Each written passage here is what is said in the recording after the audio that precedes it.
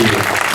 Hi. Thank you both for being here. Congratulations on the film. Thank you so much. It's so terrific. There's so many ideas, grown-up ideas and emotions that it brings up, that it churns up. But let's start, obviously, with the beginning, Bart, and the writing of it and the origins of it. Absolutely. First of all, thank you all for coming. Thank you so much. Yeah, it means a lot to us that you see the movie in the theater, and it's hard to get out and do that these days. So this film, many of you may know, was a Danish filmmaker named Susanne Bier made the original in 2006, and it was nominated for an Academy Award. It's a great film. And there was a producer named Joel Michaels who loved this movie, understandably, and was dying to remake it, and had tried in various incarnations, but I feel like they hadn't been able to do it because there was no reason to remake this already very good movie. So when I got it about 3 years ago, I loved this. I loved the fact that it was a character piece, three-dimensional, really explored the subtleties of human nature, and also had this very big plot. You know, these really big melodramatic things happen that I feel like I don't find that in a lot of films. It's either a character piece or plot driven.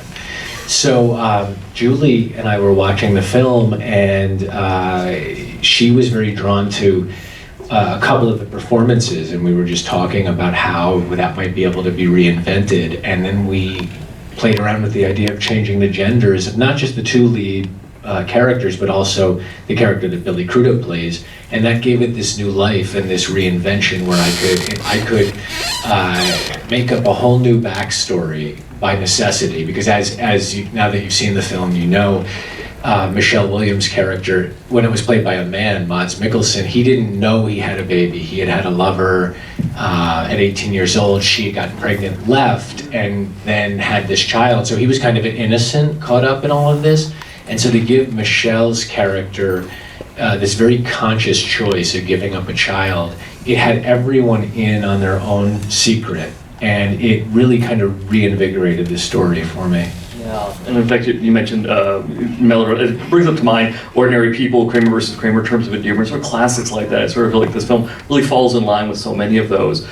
Julianne, obviously Teresa is such a layered, complex character, another one of your amazing gallery of complex women. What was some of the keys to her for you? Because there are so many things going on in her, so many things, almost all at the same time, 2 or 3 or 4 things, right? I loved her. I absolutely loved her. And when I saw the original, I was very drawn to everything this actor named Rolf Lassgård was doing. He seemed to have an intensity to everything that he did, and a real scale to his choices, but it was so opaque. Like I didn't know what was happening. And when we were able to make it a female character, I thought how unusual it was to see a woman, and this is a woman I see a lot in life, someone who's built a big career for themselves and has also built a big family, but you very rarely see that on screen.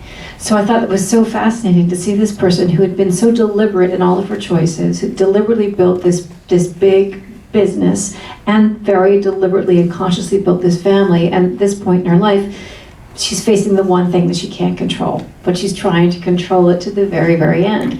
And what she does, I think, you know, I sympathized with her a great deal, but also what she does is not particularly ethical. So I just, it's so unusual, you know, to see someone like that on screen, so I leapt at the chance.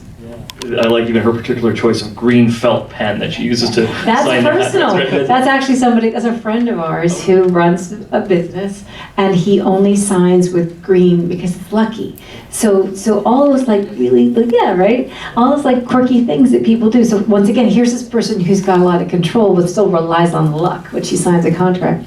Yeah, and in fact, you know, that's something that I've really gotten from Julie over the years, that it's very important to take to sort of start with something real and then deviate from it if you like. But for instance, when I started to research adoption, it was only in talking to these agencies where they began to tell me stories of people who had decided to give their child up and then come back. And it's not in every state, but certain states have 30 days, and that kind of that seed of it was able to sprout this this more complex story. So even things like the green pen were valuable.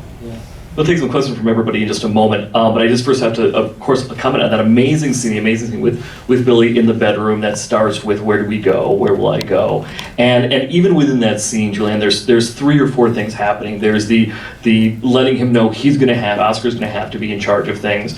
There's the fear of the existential dread of where will I go, and then there's the sort of the anger that's bubbling up that obviously is sort of always there with a situation like this of I'm not done yet. And I'm super happy that you mentioned the anger, because I talk about that with Bart all the time. The funny thing about Teresa is that she's doing all this stuff, but she's so mad. She's so mad that she has to do it, so everything she's doing is not with, there's nothing like saintly about her. She's furious. And this is the last person in the world that she wants to be in contact with, and she's also the last person in the world she wants to hand her husband over to. So there's this weird kind of thing of like, where Teresa feels that she's giving her this great present, but that she also, is like angry, And I feel like people they're complicated, and I think if any of us who've known people who are ill or have been facing these kind of situations, it's not easy. It doesn't bring out the best in you. It really doesn't. And I was interested in the exploration of that too, and of what it means to keep that secret. And I think there's a line too that I love where I say, "Are you going to be with her when I'm gone?" Because she really wants to know. Because she kind of knows it. He probably is, but doesn't want that, and yeah. It's like, where does that anger go? Does it go into other areas, into jealousy, into control, things like that? These actors are so strong and so committed to their own characters that, I don't even necessarily agree with that they're going to be together. We've had these conversations. But that's something I love about the film, about the story, really. I feel like I'm in a film when I can imagine the world that's not shown. I imagine those characters existing in the scenes that I'm not seeing. And it's just, there's so much room for conversation because hopefully there aren't judgments levied against the characters. It's about, these people have made choices, there are consequences to those choices, but there's no one you're supposed to think is victorious here and no one who's lost. They've all done both. But it's, that was the thing that was exciting about it, was trying to find a way to make it satisfying emotionally, but not have you have to make a judgment.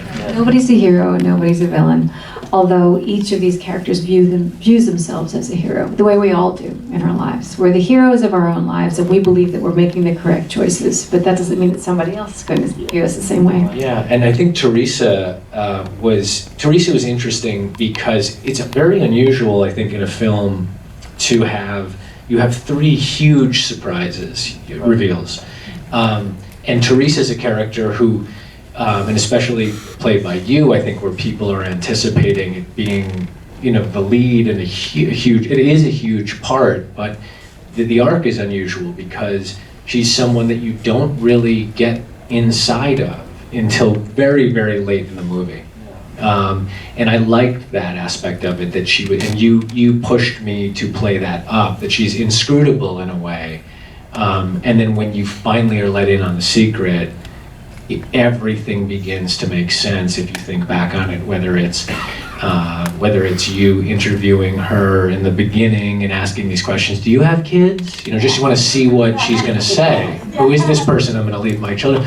And we chose to, you chose to, and then in turn I chose to direct like this, to play that stuff very close to the vest and just let it go by. Even the final speech in the office, oh, do I not know you? I do know you. This. So clearly she's had like a dossier on her. But let that stuff go because there's so much exposition that was necessary. There's so much stuff we didn't see on screen.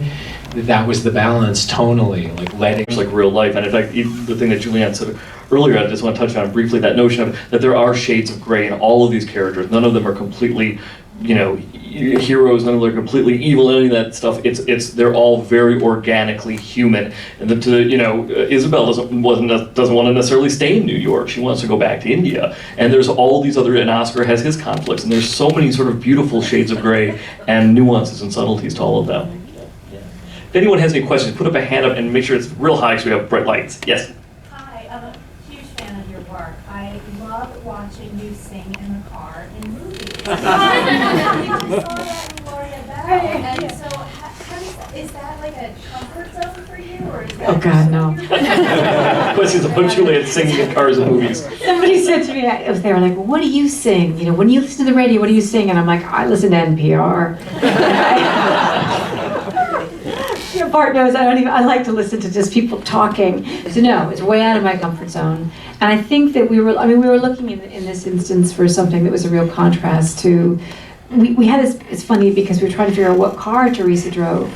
And you know, you're always getting things from different companies, like, you know, you can use these cars and use this and that. And we had a sedan, and then we had this other big SUV, and the SUV was supposed to be the airport car. And we just happened to be outside of our, what was it, a test studio or something, and we looked at the cars and I said, no, the big one is Teresa's car. I said, 'cause this is a woman who's got twin boys, an adult daughter, a dog, and she likes control. And she drives a big ass car. But we didn't know it till the last minute. You know, so there's a lot of stuff that happens, like the singing and stuff, where you're sometimes you're looking for something in relief to something else.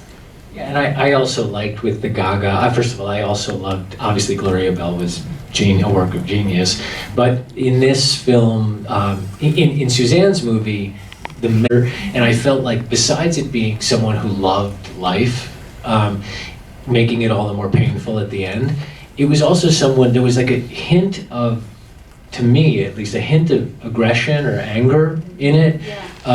Arrogance too. Yeah, it was just this, it was then introduce her after that as someone who's very controlled and controlling and picking up the phone and speaking in a much more controlled way. I liked knowing all the way from the beginning that was in her, like screaming the edge of glory. Yeah. There's also somebody commented earlier in another Q&A about the silences in the films and how it's really beautifully telling, and it lets the character, kind of lets you be with the characters in a way. And scenes like that are sort of obviously the opposite. You're able to see a character in their private moments and really sort of belting out what they're thinking, what they're feeling, and it's a great way for us to see another side of the character in some ways, right? Absolutely. I think the film had these two very disparate parts, and they were kind of represented by the wedding where Michelle Williams comes in and then sees Billy's character, which is, nothing is talked about that entire time. Nothing is said, really. Even at the cocktail party afterwards, even at the toasts, we just know how it's landing on these people. So we're seeing it off their faces. And then the scene in the kitchen is everyone saying everything to one another. You know, I was 18 years old, suddenly you're so getting that mixture of quiet and noise, you know, was an element of the film. The same way there was India and New York. You know, there was a lot of dichotomy. Yeah, that's a beautifully contrasting worlds and posits so many different ideas. And this is a perfect moment, by the way, just to give a shout out to Julianne's amazing co-stars, Billy Crudup, Michelle Williams, and young Abby Quinn. Let's have a round of applause for that. Also terrific. There are a bunch of other hands. I'll make sure I get it. Right there, one up on the aisle. Yes, I'll repeat your question back. First of all, I'm a later in life actress, and I have always loved you, and when I hear you talk about being an actress of an age, you're a continual inspiration to me, so thank you. Thank you. And now to my point. I don't know, I hope I work with you. First of all, what struck me were the lies that continued even after the revelations. It was very powerful in terms of hiding your illness after the revelation of and when you said that you saw the original film, did you two know that you were going to do this together from the get-go, or was this your project and you had to get her on? It was his. They had approached him. Joel Michaels had approached Bart to do an American adaptation. So he was looking at it, you know, trying to figure out what he was going to do, how he would tell this story. And it was only after they made a decision to switch the genders that I was like, well, I would play that part. and Julie is really all script driven. So it wasn't even enough to pitch her the idea. It was really like, well, that sounds interesting. Let's see the script. Which I appreciate because you want people who fully believe in your screenplay. And I too believe that the screenplay is kind of everything that you start with. If you don't start with something that's great, it's very difficult to make something that's even good, I think. And so I wrote it and then showed it to her hoping she was going to do it. But yeah. And I will say about being an actor, the great thing about being an actor is that it's ageless, you know, because people are ageless. We all go from birth to death, whatever, and, you know, whatever period we have in between. There's room for representation at every single age, and everybody's story is important. So the great thing about my job is that I work with people who are younger than me and older than me and always have, and that we always relate on a peer level.